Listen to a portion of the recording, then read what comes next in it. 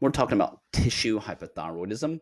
Now, this is a concept under the basis of cellular hypothyroidism and or the lack of getting tissue adequate levels of the thyroid hormone in the tissues themselves. From a conventional standpoint, when we treat the thyroid, what we do is we treat with an exogenous replacement hormone and we look for the negative feedback response as the TSH will get suppressed. On paper, this works because on paper, the goal is simply to give exogenous hormone, pretty much usually T4, and you just want to watch the T4 levels go up and you want to watch the TSH go down. Now, the problem with treating like this is you're treating directly based on paper. This is a paper treatment.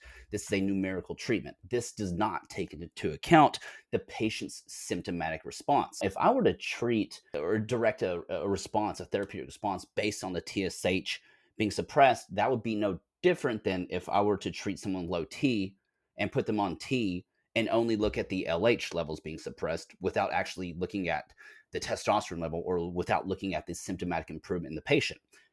That's a flawed approach, but that is the approach that we've typically been taught. Unfortunately, treating based on the suppression of tropic hormones has become the convention and the guideline gold standard. And here's where the concept of tissue hypothyroidism comes into play. Tissue hypothyroidism, otherwise some people refer to it as cellular hypothyroidism, is essentially the treatment refractory point.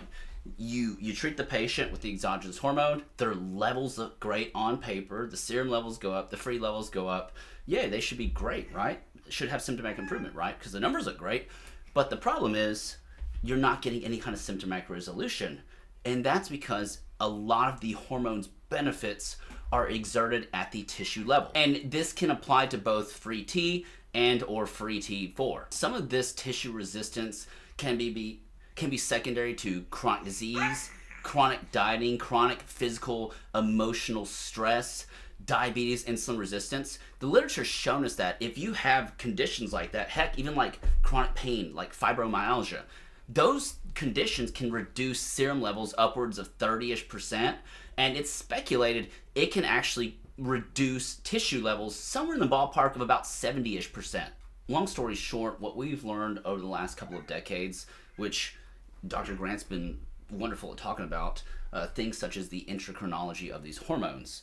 Now, he's talked ad nauseum about estradiol as an endocrine hormone. We know that DHT also expresses the vast majority of its actions also as an endocrine hormone. Also, they have some paracrine activity. We know that IGF-1 also has some endocrine/paracrine activity, but we also now know that T3, T4, the thyroid hormones also express the vast majority of their activity as an endocrine hormone.